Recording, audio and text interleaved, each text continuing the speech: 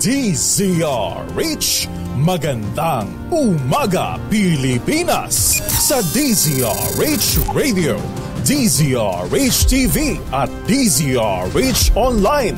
Kasama si Kuya Angelo Palmones. Magandang umaga Pilipinas.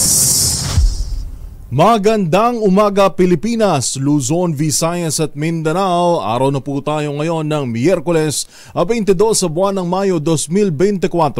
Sa pangalan muli ni Kuya Angelo Palmones, inyo po munang makakasama hanggang alas 6 ng umaga sa Magandang Umaga Pilipinas. Ito po si Yuel Reyes.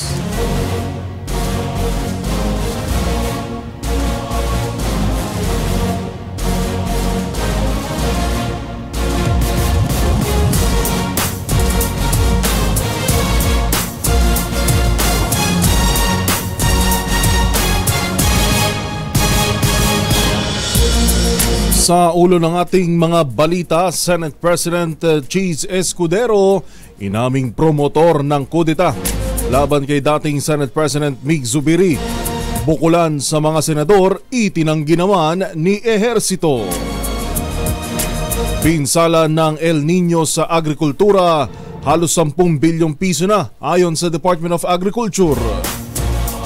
Travel restrictions sa gitna ng tumataas na COVID-19 cases hindi kailangan ayon sa Department of Health. Panukala namang amyenda sa Rice Tarification Law, pasado na sa huling pagbasa ng Kamara. Data system ng PNP tinangka na namang ihak. Gun-related transactions sinuspinde. Kampo ni dating Negros Oriental Congressman Arnulfo Teves itinangging ipadedeport na ang dating mambabatas sa loob ng 2 araw. At dangerous heat index naranasan sa 39 na mga lugar, 47 degrees Celsius sa Apari, Cagayan.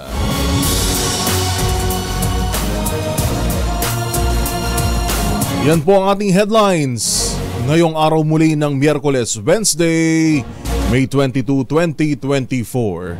Sa pangalan ng ating Kuya Angelo Palmones, niyo po munang makakasama sa Magandang Umaga Pilipinas. Ito po si Yuel Reyes. Magandang Umaga Pilipinas!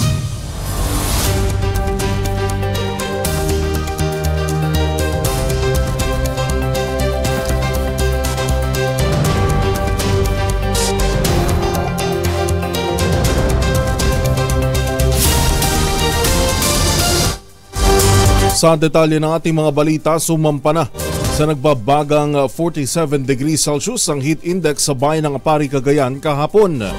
Ayon sa Pag-asa, kasabay nito 38 lugar pa ang nakapagtala rin ng heat indices na mula 42 hanggang 46 degrees Celsius. Ilan sa mga nakaramdam ng mas mataas na heat index ay ang Lawag City sa Ilocos Norte, Virac City sa Catanduanes, Rojas City sa Capiz, Iloilo City sa Iloilo, Dumangas, Iloilo, Catarman sa Northern Samar at Butuan City sa Agusan del Norte. Bunsod nito, muling nagpaalala ang Pag-asa na patuloy pa rin na mag-ingat sa epekto ng matinding init ng panahon sa kabila ng paunti-unting pag-ulan sa ilang mga lugar. 10 minuto makalipas ang alas 4, lumobo pa sa 10.5 bilyong piso. 9.5 billion pesos ang pinsala ng El Nino sa sektor ng agrikultura sa bansa. Ayon sa Department of Agriculture, bigas pa rin ang pinaka-apektadong produkto na nasa 4.5 billion pesos ang napinsala. Sinundan ito ng mais na may 3.17 billion pesos at high-value crops na 1.65 billion pesos. Mahigit 163 tonelada o libong ektarya ng taniman ang pinarwisyo ng El Nino, kung saan 175,000 magsasaka ang naapektuhan sa 13 rehiyon.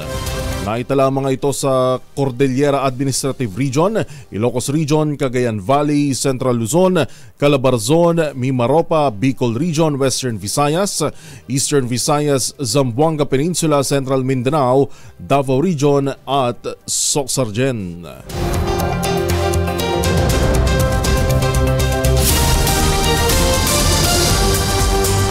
Isinailalim na rin sa state of calamity ang probinsya ng Cebu. Ito'y dahil sa nagpapatuloy na epekto ng El Nino. Ayon kay Cebu Vice Governor Junjun Davide, dala ito ng sunod-sunod na matataas na heat index at matinding naging epekto sa kanilang mga sakahan, pangisdaan at livestock. Bunsod ng deklarasyon, maaari nang magpatupad ng lokal na pamahalaan nito ng price controls at magamit ang calamity response funds upang makatulong maibsan ang epekto ng sakuna. Nitong Abril, nasa 28 barangay sa Cebu City ang isinailalim din sa state of calamity dahil sa epekto ng El Nino. 12 minuto makalipas ang alas 4 ng umaga. Gising na, bangon na Pilipinas! Magandang umaga! Magandang umaga, Pilipinas!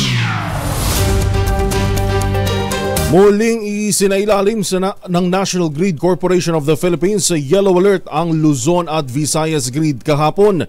Ayon sa NGCP, umabot sa higit 13,500 megawatts ang peak demand sa Luzon mula sa available capacity nito na 14,600 megawatts lamang. Samantala, unang inilagay sa Yellow Alert ang Visayas Grid mula alas 2 ng hapon hanggang alas 4 ng hapon at pinagpatuloy ng alas 6 hanggang alas 9 ng gabi. Pero dakong alas 3 ng hapon ay pinalawig ito sa alauna hanggang alas 9 dahil sa biglang pagtaas ng demand forecast at paghina ng supply. Samantala, iniulat din ng NGCP na nasa 11 power plant ang bumagsak mula Abril hanggang Mayo 2024 habang may 6 na iba pa na tumatakbo ng may derated o mas mababang kapasidad.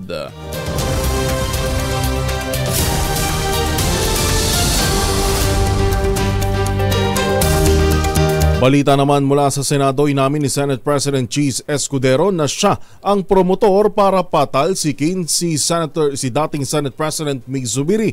Ayon kay Escudero, sinimulan niyang kausapin ng mga kapwa senador noong Huwebes ng gabi at Linggo nang makuha niya ang suporta ng 13 senador. Ginawa niya umano ito dahil marami ng senador ang may agam-agam kay Zubiri pero hindi na idinetalye pa ang dahilan. Pero sabi ni Escudero, hindi niya nakausap sina PBBM, First Lady Liza Araneta Marcos at Speaker Martin Romualdez tungkol dito kahit nagkasama-sama sila sa isang birthday party noong Miyerkules. Nag-I am sorry rin ang bagong Senate President sa mga sugat na nilikha at nasaktan sa pagpapalit ng liderato sa Senado. Gusto na namin umabante mula dito at hindi pa para pag-usapan, diskusyonan, debatihan at buhusan pa ika nga ng asin anumang sugat na nilikha nito, na ako'y humihingi ng paumanhin sa anumang sugat na maaari na ilikha nito o may nasaktan kaugnay nito. Kaya ayoko magkomentaryo kaugnay sa bagay na yan. Ang tinig ni Senate President Cheese Escudero. Magandang umaga, Pilipinas! Pinabulaan na naman ni Senator J.V. Ejercito ang issue na may nangyaring bukulan sa mga senador na malalapit kay dating Senate President Mig Zubiri. Sinabi sa DZRH ni Senator Ejercito, propaganda lamang ang kumakalat ngayon sa social media na ang isang video na nagsasabing binukulan umano ni Zubiri ang mga kapwa niya senador ng bilyones. Sa nasabing video, in-screenshot ng gumawa ang kanyang pahayag na nag-window shopping sila ni Zubiri sa isang air and defense show sa Singapore. Pero pinabulaanan din ito ng senador at sinabing para sa Armed Forces of the Philippines ang tinutukoy niyang window shopping na bahagi ng kanyang isinusulong na military modernization. Bok Jerry, siguro, continue siguro, kahit sa Senado, pag may mga ganyang kalaki o ganyang bukala, sisingaw yan eh. Pero obviously ito ay talagang propaganda and alam naman natin na ang Senado, ang mga senador, mas kami sensitibo, no? Takot kami sa mga chopper, takot kami sa mga Forbes Park na bahay at itong mga supercar, sports car. Sensitive kami because we are nationally elected, no? Ang tinig ni Senator J.V. Ejercito. Sa iba pang balita, kanselado na ang mga pagdinig sa charter change sa Visayas at Mindanao. Yan ay resulta na nangyaring palitan ng liderato sa Senado. Ito ang inihayag ni dating Senate President Juan Miguel Zubiri matapos siyang mag-resign at palitan ni ngayon ay Senate President Cheese Escudero. Gate ni Senator Migs, malabo nang maaprubahan ang Chacha sa mataas na kapulungan, lalo't numero 1 anti-Chacha ang bagong Senate President. Bilang tugon, sinabi naman ni Escudero na may sarili siyang posisyon hinggil sa Chacha, ngunit pagdedesisyonan anya nila ang magiging kapalaran nito bago o bilang isang grupo. Kinansela na ang mga public consultations na dapat ay gagawin sana sa Cebu sa araw ng Huwebes at sa Cagayan de Oro sa araw ng Biyernes.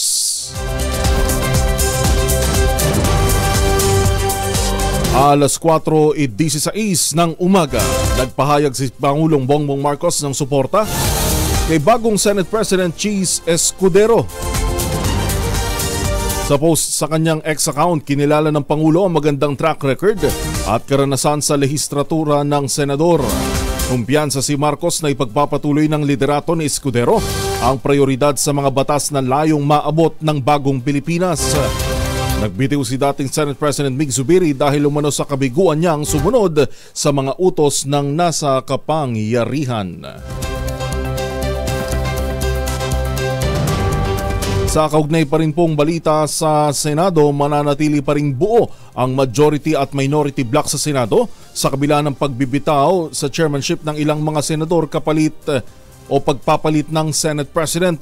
Ito ang sinabi sa DZRH ni Senator Sherwin Gatchalian kasunod ng pag-upo ni Senator Cheese Escudero bilang bagong Pangulo ng Senado.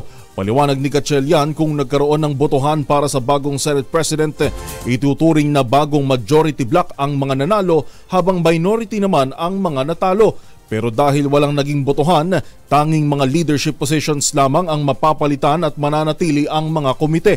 Ayon kay Gatchalian, alinsunod din ito sa sinabi ng bagong Senate President para hindi na mag-umpisang muli at magtuloy-tuloy lang ang trabaho.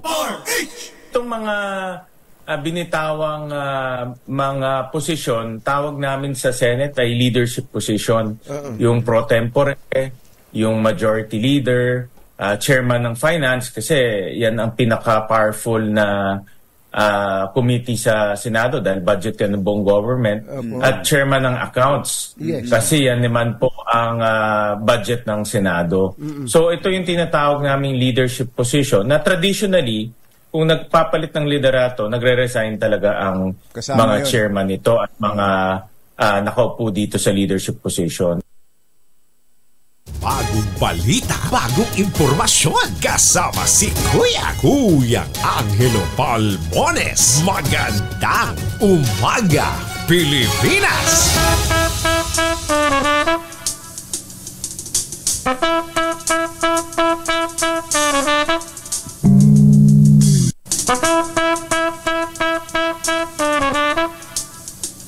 Sa mga mamamalengke, sa mga nanay at tatay na gumigising ng maaga para maabutan yung mga bagong dating na karneng baboy, karneng baka, karneng manok o mga isda't gulay, magkano nga ba ang presyuhan ngayon?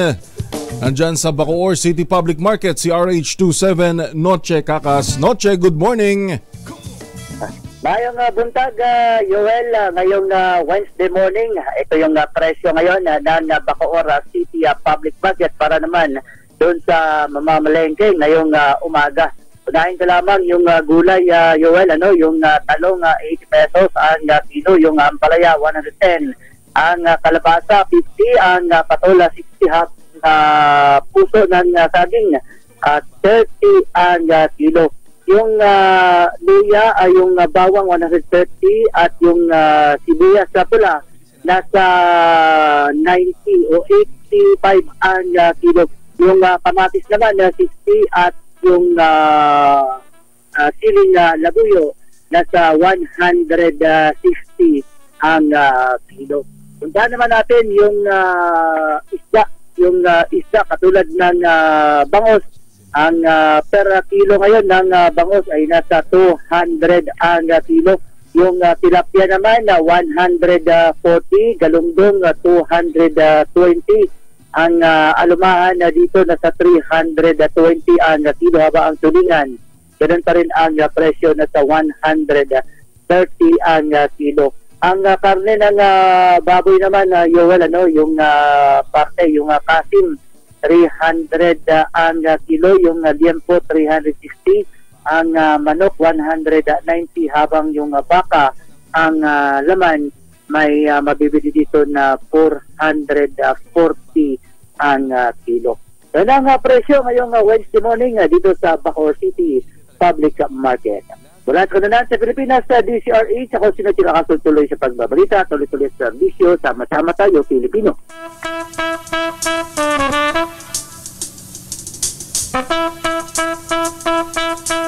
Thank you, RH27 Noche Cacas, live mula dyan sa Bacoor City Public Market. Bagong balita, bagong impormasyon. Kasama si Kuyang Angelo Palmones. Magandang umaga, Pilipinas!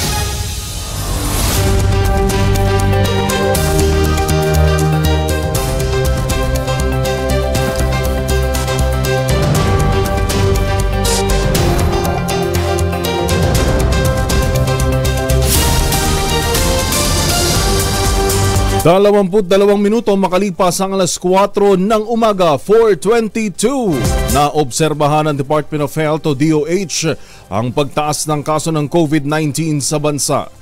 877 kaso ng coronavirus ang naitala mula Mayo 7 hanggang 13, kung saan 125 rito ang daily cases at 5 ang nasawi mula Abril 30 hanggang Mayo 13. Gayunpaman, nilinaw ng kagawaran na nananatiling nasa low risk sa COVID ang lahat ng rehiyon at hindi kailangang magpatupad ng travel restrictions.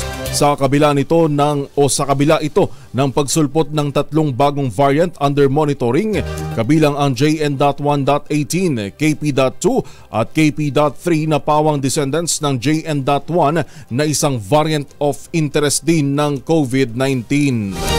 Pero ito lang ulitin natin, bagamat may nakikita hong pagtaas na naman sa kaso ng COVID-19, hindi naman po ito ganoon karami kumpara doon sa naitala ng mga una. Pero paalala ng DOH, tuloy-tuloy pa rin po ang pagsusuot ng face mask, lalo na para makaiwas din tayo sa iba't iba pang mga respiratory illnesses. Sa iba pang balita, aprobado na ng Kamara de Representantes sa pinal na pagbasa ang panukalang amyenda sa Rice Tarification Law o RTL. 231 senador ang pumabor, 3 ang kumontra habang 1 ang nag-abstain sa House Bill 1038-1 na layong ibalik ang price stabilization at supply regulation functions ng National Food Authority. Kabilang pa sa amyenda ang pagbibigay kapangyarihan sa Agriculture Secretary na magdeklara ng food security emergency kapag may kakulangan at walang puknat ang sirit presyo ng bigas. Tinatayang bababa ng 10 piso hanggang 15 pesos ang kada kilo ng bigas kapag naamyendahan ang Rice Tarification Law. Kung saan isa na nga po dyan ay ang pagbabalik sa sa powers sa kapangyarihan ng National Food Authority na magbenta po ng bigas sa merkado. Una po itong nasa kapangyarihan na noon ng NFA, noon pa nakikita natin may mga nagbebenta ng NFA rice. Dati nga ang biruan kapag sinabi natin NFA rice, medyo may amoy, pangit yung quality, ano? Pero ngayon yung mga NFA kasi may iba na binibili direkta na sa mga magsasaka. Maganda yung sistema. Naririnig naman natin yan sa bagong talaga na ngayon na NFA administrator na si Ginoong Lacson. At una po yung natanggal noong 2019, kung di ako nagkakamali, nang ipasa itong Rice Tarification Law. Kaya pasado na po yan sa pinal o sa ikatlo at huling pagbasa ng Kamara de Representantes.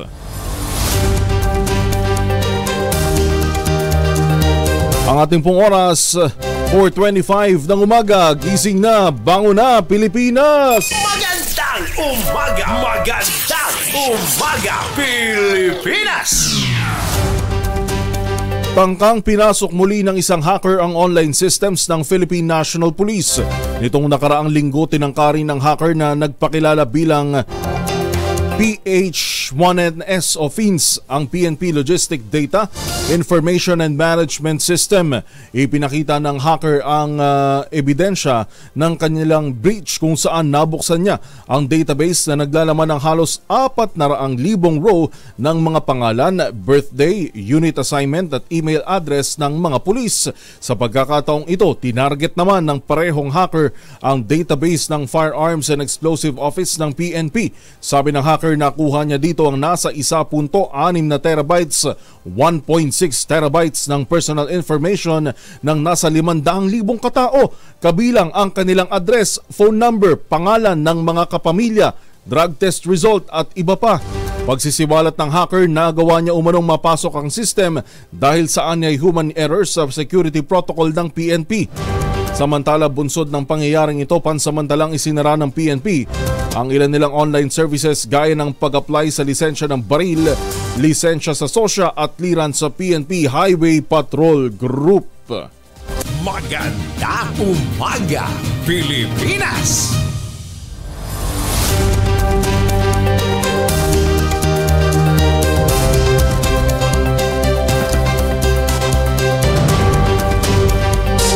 Alam nyo, hindi na talaga matigil ho itong insidente na naman ng hacking yan. Lagi na natin, hindi lang naman ngayon nag-umpisa to.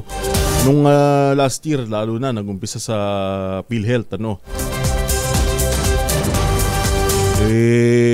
Tapos ngayon, magtataka ho tayo kung ano-anong mga text message na natatanggap natin, scams na nag-aalok ng kung ano-ano, papadalhan ka ng message sa ng nagpapakunwaring LTO kuno, na meron kang violation sa NCAP kahit wala naman talagang NCAP pa.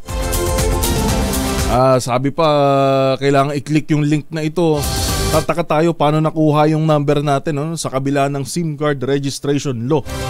Bakit kaya tila kung kailan tayo nagkaroon ng SIM card registration law na yan ang pangunahing rason para matigil yung hacking, para matigil yung pang-scam, para matigil yung pagpapadala ng mga kung ano-ano sa mga personal number natin. Pero hindi, lalo hong lumala. At sabi nga ng isang security expert, diyan ay dahil dito sa mga nangyaring, ito yung bunga na. Ito na yung naging bunga ng mga hacking incident na nababalitaan ho natin sa mga website ng gobyerno, lalo-lalo na kasi yan ho ang nag-i-store, yan ho nag-iimbak ng ating mga personal data. Hindi lang natin alam kung hanggang saan nila maaaring magamit yung personal na data na yan. Tayo pa nga lang ho, di ba? Pagka online transaction, napakadali. Ilalagin lang natin yung ating kaunting personal information, makakagawa na tayo ng account kung saan-saan. Manong ito pa mga criminal na ito na nang-hack ng ating government websites, na nakakuha ng ating mga personal na informasyon, saan kaya nila maaaring gamitin yan? Bagong balita, bagong impormasyon, kasama si Kuyang Angelo Palmones. Magandang umaga, Pilipinas! Mga paghahanda ng gobyerno sa pagpasok ng La Nina kasado na. Alamin natin ang detalye mula kay Arnold Herrera ng DZRH TV. Kasado na ang mga paghahanda ng gobyerno sa napipintong pagpasok ng panahon ng La Nina sa bansa sa mga susunod na buwan. Ito ang tiniyak ni Pangulong Bongbong Marcos sa pagbisita nito kahapon sa Tacloban City para sa pamamahagi ng titulo ng lupa sa Eastern Visayas. Ayon sa Chief Executive, maliban sa mga nakagisnang paghahanda, pinagtutuunan nito ngayon ng pansin ang long-term solution tulad na lang ng construction ng flood control projects. Naka-ready naman kami. But of course, on the long term, ang talagang solusyon dyan is yung flood control. Ayusin natin yung flood control, gagawin natin irrigation, mag-iipon tayo ng tubig para pagka naabutan na naman tayo ng tagtuyot, kagaya ngayon, ay meron tayong pagkukuha ng tubig. Naniniwala rin ito na walang kailangan gawin na espesyal dahil kagaya ng El Nino, ang La Nina rin ay isang natural phenomenon na bahagi na talaga ng ating buhay. Gayunman, tiniyak ng Pangulo na may sapat na pondo ang gobyerno para maghatid ng tulong pinansyal sa mga maaapektuhan nito. Sa tala ng Department of Budget and Management noong April 24, nasa halos 5 bilyong piso pa lamang mula sa higit 20 billion pesos ang nagagamit mula sa Calamity Fund na inilaan ng gobyerno para sa epekto ng El Nino sa bansa ngayong 2024. Batay naman sa ulat ng Pag-asa nitong Mayo, nasa 60% ang tsansa na magsisimula na ang La Nina sa susunod na buwan at kaakibat nito ang pagdami ng mga bagyong papasok sa loob ng bansa. Para sa DZRH, ito si Arnold Herrera. Sama-sama tayo, Pilipino. Magandang umaga, Pilipinas! Babalik po tayo, oras alas 4:31 ng umaga. Magandang umaga, Pilipinas! Magandang umaga, Pilipinas! Ay, good morning, good morning. Gising na ho, bango na, Pilipinas! Magandang umaga, Pilipinas! Diretso balita na po tayo. Pinaiimbestigahan ni Senadora Amy Marcos sa Senado ang napaulat na data breach sa Firearms and Explosive Office ng Pambansang Pulisya. Nababahala ang senadora sa epekto nito sa national security, cybersecurity at posibleng maling paggamit sa nahak na mahigit 1.5 terabytes na personal data. Ayon kay Senator Marcos, mahigit kalahating milyong Pinoy ang natatakot na sa mga magnanakaw ng datos, lalo't maski pulisya ay napapasok na rin ng mga ito at simpleng pagsagot sa government forms ay nauuwi rin sa data breach. Sabi ng mambabatas, hindi nakatanggap-tanggap ang paulit-ulit na kabiguan ng pamahalaan na protektahan ang personal na informasyon ng mga mamamayan. Ang seguridad anya ng bawat Pilipino ay hindi lamang kaugnay ng mga bantang pisikal, ngunit lahat na ng aspeto ng pamumuhay, lalong-lalo na sa mga personal na impormasyong dapat pinangangalagaan. Binanggit ni Senadora Marcos na may mahigit 1.5 milyong entry sa transaction table ang nag-leak na database at 589 milyong katao ang apektado. Mahigit 600,000 benepisyaryo naman ng Pantawid Pamilyang Pilipino Program o 4Ps ang hindi nakatanggap ng educational grant noong 2023 dahil sa malaking tapya sa budget na isinusulong ni Senator Amy Marcos. Sa pagdinig ng House Committee on Public Accounts na pinamumunuan ni Representative Joseph Steven Caraps Paduano ng Abang Lingkod Party List, sinabi ng kinatawan ng DSWD na kailangan ng ahensya ng 3.9 bilyong piso upang mapuna ng educational grant para sa 667,608 benepisyaryo ng 4Ps. Ayon sa DSWD, ang inisyal na inaasahang kakulangan sa budget na 9.5 bilyong piso para sa 4Ps program noong 2023, 6.5 bilyong piso para sa educational grant at 3 billion pesos para sa rice subsidy ay paunang estimate lamang at naitala na ito matapos ang isinagawang validation. Ayon kay 4Ps Party List Representative Jonathan Clemente Abalos, na-confirm na nila nung nakaraang budget season na tinapyasan ng 8 bilyong piso ang budget ng DSWD ni Senator Amy Marcos. Sinabi naman ni Paduano na nangako ang DSWD na hahabulin ang hindi naibigay na benepisyo kapag natapos ang validation ng listahan. Pagpaparelieve sa mga Chief of Police sa 3rd District ng Leyte, hiniling. Anong dahilan dyan? RH32, Jimmy Angay-Angay. Jimmy. Pagparelieve sa pwesto sa mga Chief of Police sa 3 distrito ng Leyte, hiniling. Ito ang sinabi ni Leyte Police Provincial Office Provincial Director Police Colonel Junicio Apas Jr. sa isang panayam. Ang Chief of Police lang ng Calabian Leyte ang sinabag sa pwesto sapagkat may nagawang pagkakamali. Ang ibang Chief of Police naman nagtatrabaho naman sa kanilang tungkulin kaya hindi dapat pang sibakin. Andyan pa ang pagtiwala ng police official sa kakayahan ng mga chief of police na magtrabaho. Nabati na may dating congressman hiling na palitan ang mga chief of police sa katong distritong Leyte dahil na-impluensyan umano ng ilang mga politiko. Mula sa Action Radio Tacloban, ito si RH32 Jimmy Angay-Angay. Tuloy-tuloy sa balita, tuloy-tuloy sa serbisyo, sama-sama tayo Pilipino. Maraming salamat, Jimmy Angay-Angay. Samantala sa iba pang mga balita, inilatag ni Commissioner Bienvenido Rubio sa pinatawag na Executive Committee meeting ng Department of Finance ang magandang performance ng Bureau of Customs. Batay sa paunang ulat, ang BOC ay nakakolekta ng higit 330 bilyong piso mula Enero hanggang Mayo 13. Nagpas ito ng 12.41 bilyong piso o 3.90% sa itinakdang target na 317.87 bilyon sa naturang taon. Mas mataas din ito ng 7% sa 308.65 bilyong piso na nakolekta sa kaparehong panahon noong 2023. Ipinresenta rin ni Commissioner Rubio ang first quarter report ng BOC kaugnay ng pagdami ng mga import kasama ang oil at non-oil commodities. Nagbigay din ng BOC ng update sa Philippines Customs Modernization Project at idinitalya ang ginawang pakikipagpulong nito sa World Bank at update sa aplikasyon para sa VAT refund. Sa pinaigting na border protection ng BOC, iniulat ng ahensya na nakapagsagawa na ito ng 132 pag-aresto sa unang quarter ng taon kung saan 28.2 bilyong piso ang halaga ng kargamentong nakumpiska gaya ng sigarilyo at iligal na droga. Sa ilalim ng fuel marking program, nakapagmarka ang ahensya ng 7.1 bilyong litro ng produktong petrolyo.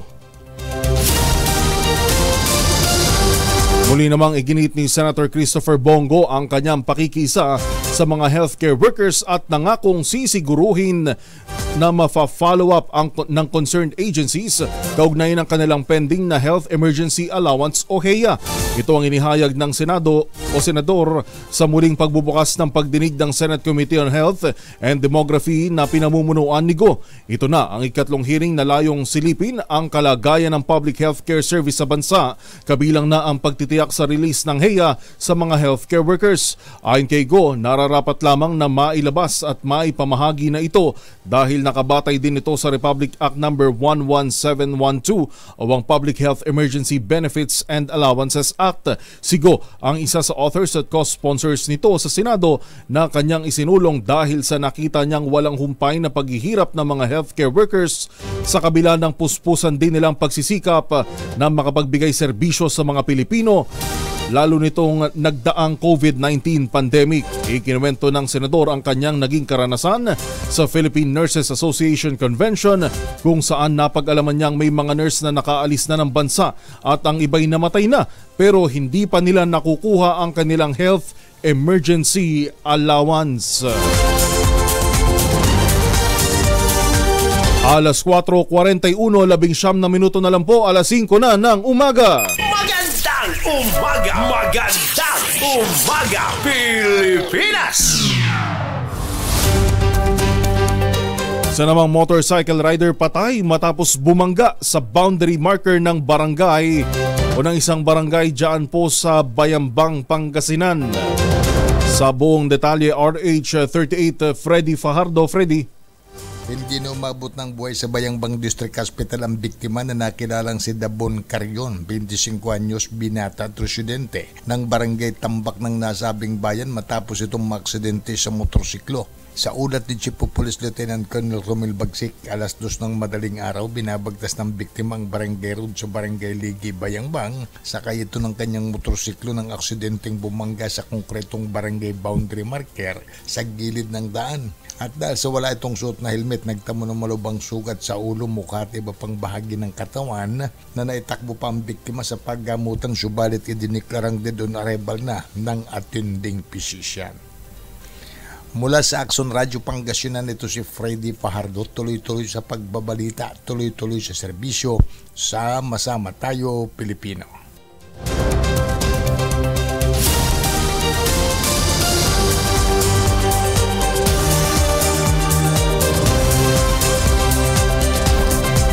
Alas 4:43 ng umaga, gustong malaman ng isang miyembro ng Kamara kung nagkaroon ba ng pagkakataon ng International Criminal Court o ICC na makausap ang mga opisyal ng Philippine National Police at Department of Justice kaugnay sa kasong Crimes Against Humanity na kinakaharap ni dating Pangulong Rodrigo Roa Duterte.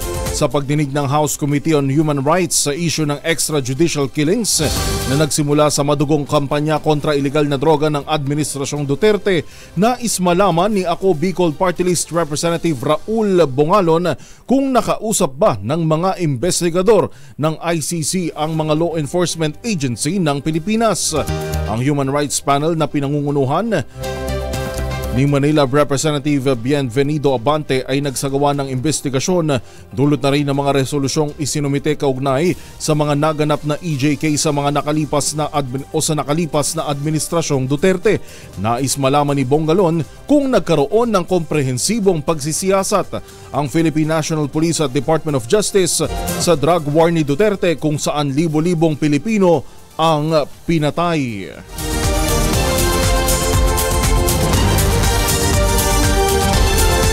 Wala naman nakikitang mali si Surigao del Norte 2nd District Representative Robert Ace Barbers sa isinasagawang public consultation ng Senado kaugnay sa panukalang economic constitutional reform. Sa press conference nitong Martes, sinabi ni Barbers na mahalaga ang konsultasyon sa paghubog ng opinyon at pagpapasya sa pag-amyenda ng restrictive economic provisions ng 1987 Constitution.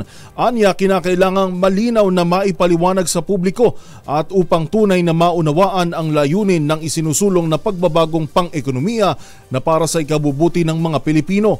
Dapat yun umanong malinaw sa publiko na hindi kasama sa isinusulong na panukala ang pagkakaroon ng reformang politikal na tinutulan ng marami. Binigyan diin pa ni Barbers na ang pinakalayunin ng pagkakaroon ng reforma ay makalikha ng paraan na makatutulong upang dumami ang pamumuhunan at paglago ng ekonomiya nang hindi binabago ang pangunahing istruktura ng pamahalaan.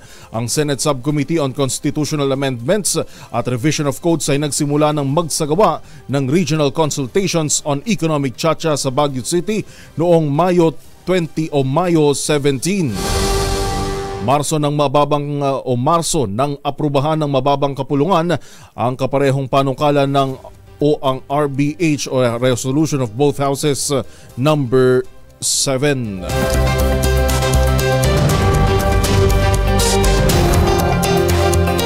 Ang ating pong oras 4:46 ng umaga. Ngayon pa rin pong May 22 o May 22. Napakabilis kasi ng araw, no? May 22, 2024. Isa naman drug den ang nireid ng PIDEA. 4 arestado sa Orion, Bataan. RH37, Danny Kumilang sa detalye.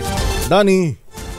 Nalansag ng PIDEA Bataan ng isang drug den matapos salakayin ito at madakip ang 4 na individual sa Barangay Bilolo, Orion, Bataan alas 8:35 kagabi. Sa ulat ng PIDEA Bataan, naaresto sa nasabing drug bypass operation sa naturang lugar itong sina alias Rona 39 anyos, alias Saldi 38 anyos, napawang ilang ulit na rin nahuli sa illegal drug, alias Edgardo 49 anyos, residente itong tatlo ng Barangay Bilolo, Orion, Bataan, at isang alias Black 44 anyos na ilang ulit ding itong nahuli sa illegal drug na residente naman ito ng Barangay Kitang 2, Luz, Limay, Bataan.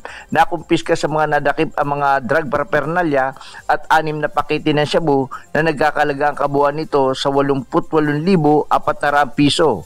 Dinala mga ito sa opisina ng PIDEA Bataan at inihanda na ang kasong isa sa pampaglabag sa Section 5 at 6 at 7 at 8 at 14 ng Article 2 ng Republic Act 9165. Mula sa kauna-unahan sa Pilipinas, DCRH, ito si Danny Kumilang, tuloy-tuloy sa pagbabalita, tuloy-tuloy sa serbisyo. Sama-sama tayo, Pilipino!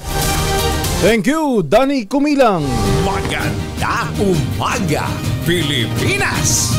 Babalik po tayo oras 4:47 ng umaga.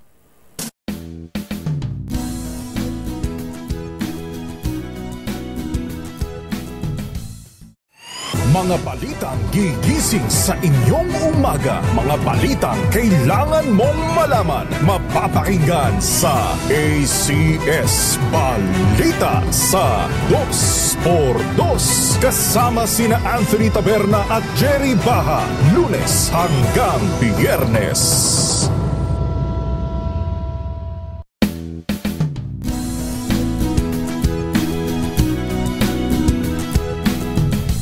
Tambalang Anthony Taberna at Jerry Baha ang gigising sa inyong umaga dahil lalatay ang humahagupit na diskusyon at komentaryo Lunes hanggang Biyernes sa 2x2.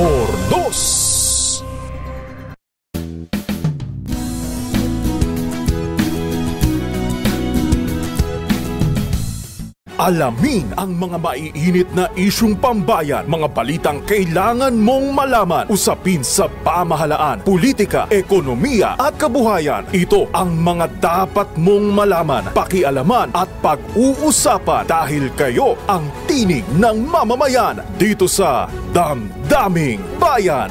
Live sa DZRH Radio, DZRH TV at DZRH Digital. Kasama sina Lakay, Deo Macalma at Elaine Apit. Araw-araw, Lunes hanggang Biyernes. Damdaming Bayan.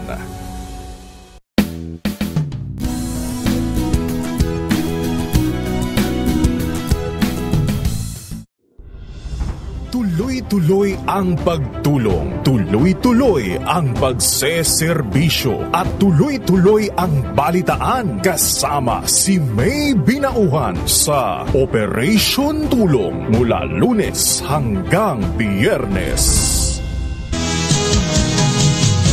Sa iyong inaakala, nalimot na kita, gayong ako ay laging tapat sa'yo sinta. Buhat nang mawala ka, ako ay nagturusa. Yun, no? Kahit kanastam, sana'y malaman mong mahal pa rin kita. Yun, no? Hinanap ka sa disco. Magandang umaga, Pilipinas! Sa pangalan pa rin po ni Kuya Angel, Kuya Angelo Palmones, inyo po nakakasama ngayong Wednesday morning, May 22, 2024. Ito po si Yuel Reyes, live nationwide via satellite sa DZRH 666 kHz sa Kamaynilaan, Metro at Mega Manila, gayon din po sa Cavite, Bulacan. At 18 pang relay station ng DZRH sa Luzon, Visayas at Mindanao. Simulcast sa DZRH News Television sa higit 1,000 cable operators. Partikular na nga dyan ang Signal Channel 18, Sky Cable 129, Cable Link Channel 3. At gayon din po live streaming sa DZRH News Facebook at DZRH News Television YouTube channel.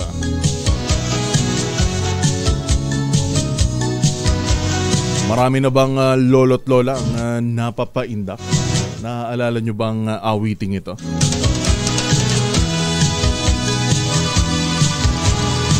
Nakatutok sa atin mula sa Tuguegarao City si Ka Leonard Habungan. Good morning! Malubakani ng Makati City, Marlene Copino, Brenda Bello.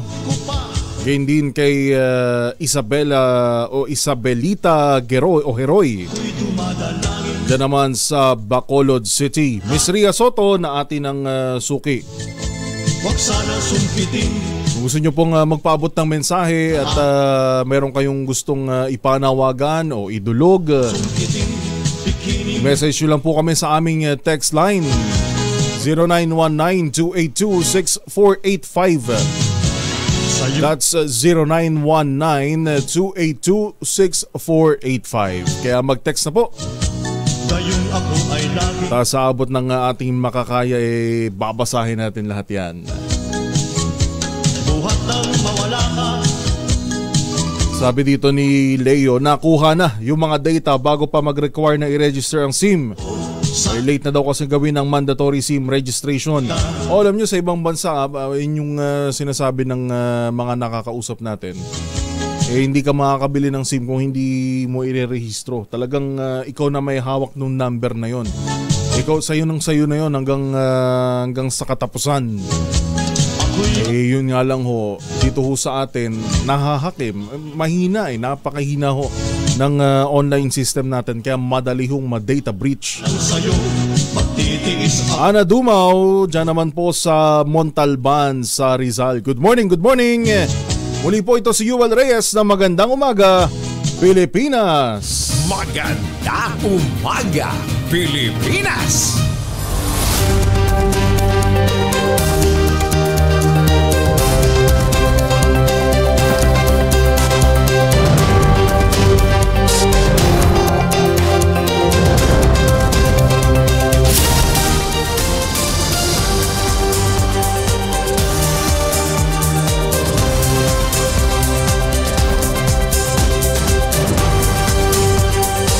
Sa iba pang mga balita, ang Kamara de Representantes sa ilalim ng pamumuno ni Speaker Ferdinand Martin Romualdez nangakong magdalaan ng sapat na pondo upang mapalakas ang mga ahensya na nangangalaga sa West Philippine Sea. Sinabi ni House Majority Leader at Zamboanga City Representative Manuel Jose Dalipe na nananatili ang pangako ng Kamara na suportahan ang modernisasyon ng Armed Forces of the Philippines at Philippine Coast Guard. Ayon kay Dalipe, palaging sinusuportahan ng Kamara ang mga modernization program na nakasaad sa National Expenditure Program o NEP na isinisumite ng Executive Department. Sa paglapit ng budget season, tiniyak ni Dalipe na muling susuportahan ng Kamara ang pondo para sa mga ahensya gaya ng PCG at Philippine Navy. Suportado naman ng mga lider ng Kamara de Representantes ang pagsampa ng kaso ng gobyerno laban sa China kaugnay ng mga illegal nitong ginagawa sa West Philippine Sea. Sinabi ni Assistant Majority Leader at ako Bicol Party List Representative Jill Bongalon na dapat lamang naigiit ng Pilipinas ang pagmamay-ari nito sa West Philippine Sea. Ang pahayag ni Bongalon ay nag-ugat sa pahayag ng National Security Council o NSC na nangangalap na ito ng ebidensya na gagamitin sa pagsampa ng panibagong kaso laban sa China kaugnay ng mga illegal nitong aksyon sa West Philippine Sea.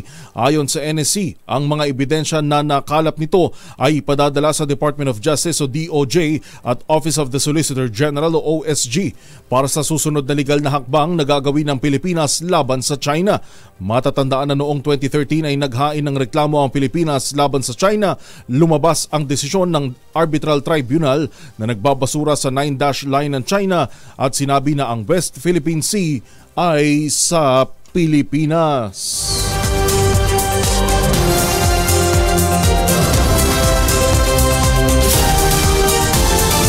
Mahigit naman 200,000 pisong shabu at baril na kumpiska sa ikinasang buy-bust operation sa Davao City.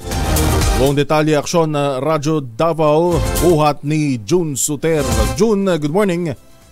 Nasamsam ng mga membro ng Balyog Police Station ang 294,848 halaga ng shabu sa isinagawang buy-bust operation alas 8 Martes ng umaga, Mayo 21, 2024 sa Pipsicula Village sa Barangay Dumoy, Talombo District, Davao City. Kinilala ang suspect na si alias Nino, 35 anyos at residente sa nasabing lugar. Ayon sa report ng kapulisan, nabilhan ng isang pakiti ang suspect sa pulis na nagpanggap na buyer, kaya nang hawakan ng suspect ang mark money, saka pinusasan ang suspect. Nakuha rin mula sa suspect ang isang .45 caliber Colt pistol na may magazine at 7 bala. Samantala, kakasuhan ang suspect ng paglabag sa Republic Act 9165 o Comprehensive Dangerous Drugs Act of 2002 at Republic Act 10591 o Illegal Possession of Firearms. Mula sa Action Radio Davao, June Suter para sa kauna-unahan sa Pilipinas, DZRH. Tuloy-tuloy sa pagbabalita, tuloy-tuloy sa serbisyo. Sama-sama tayo, Pilipino!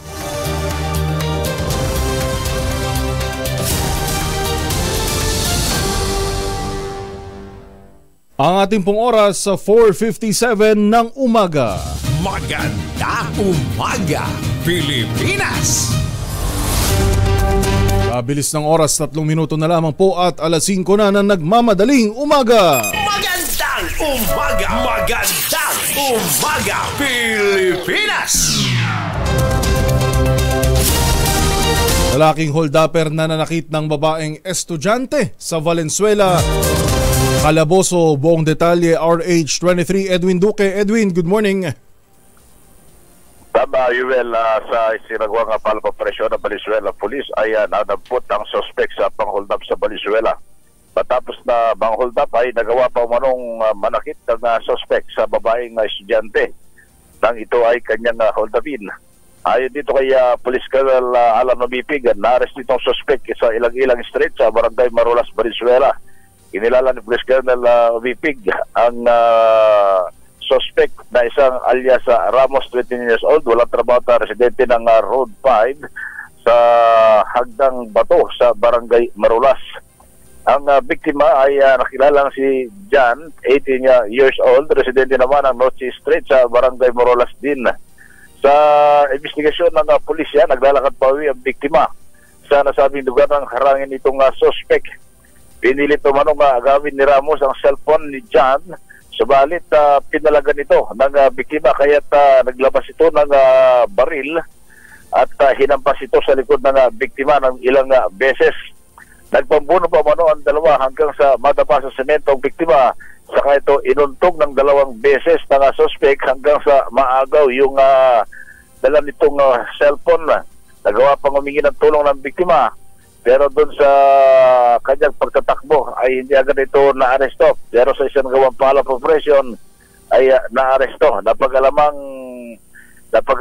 itong suspect ay ilang beses na manong nasangkot sa pagnanakaw at pang-hold up sa lugar. At may mga kaso na itong kinakasangkutan kung saan ay ang huling kaso nito ay nasangkot sa droga at meron din kasong prostrated homicide at robbery. Napagalaman din na suspect ay sangkot sa sunod-sunod na kasong theft at robbery ito noong nakarang taong 2016 sa Barangay Marulas. Wala pa rin sa Corona sa Pilipinas, di sa rin sa Kusares 23. Edwin Duque, tuloy-tuloy sa pagbabalita, tuloy-tuloy sa serbisyo, sama-sama tayo, Pilipino. Bagong balita, bagong impormasyon, kasama si Kuya Angelo Palmones. Magandang umaga, Pilipinas! Ang ating pong oras, alas 5 na ng umaga. DZRH, magandang umaga Pilipinas! Sa DZRH Radio, DZRH TV at DZRH Online. Kasama si Kuya Angelo Palmones. Magandang umaga Pilipinas!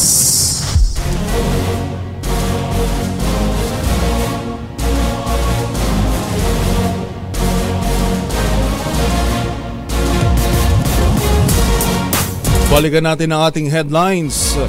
Senate President Cheese Escudero inaming promotor ng kudita laban kay dating Senate President Mig Zubiri. Bukulan sa mga senador, itinanggi naman ni Senator JV Ejercito. Pinsala ng El Nino sa agrikultura, halos 10 bilyong piso na. Travel restrictions sa gitna ng tumataas na kaso ng COVID-19, hindi kailangan. Panukalang amyenda sa Rice Tarification Law. Pasado na sa huling pagbasa ng Kamara. Data system ng Philippine National Police, tinangka na namang ihak. Gun-related transactions sinuspinde. Kampo ng pinatalsik na kongresista na si Arnulfo Teves, itinangging ipadedeport na ito sa loob ng 2 araw. At dangerous heat index naranasan sa 39 na lugar. 47 degrees Celsius naman sa Apari, Cagayan. Yan po ang ating headlines ngayong araw ng Miyerkules, May 22, 2024. Sa pangalan muli ni Kuya Angelo Palmones, inyo pong nakakasama. Ito po si Yuel Reyes. Magandang umaga, Pilipinas!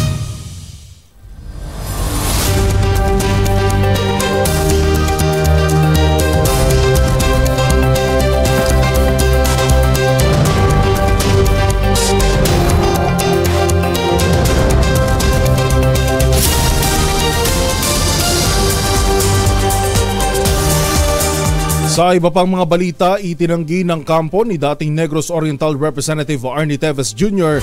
na ipadedeport na ng Timor-Leste ang pinatalsik na mambabata sa loob ng 2 araw. Ayon kay Attorney Ferdy Topacio, wala pa silang impormasyon kung anong estado ng hirit na asylum ni Teves sa nasabing bansa.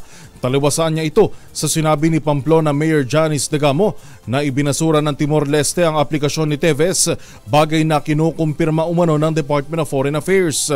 Sinabi ni Topacio na kung tablahin man ang asylum, maaari naman itong iapela at iminandato ng batas na kailangan ng 20 araw na transitional period.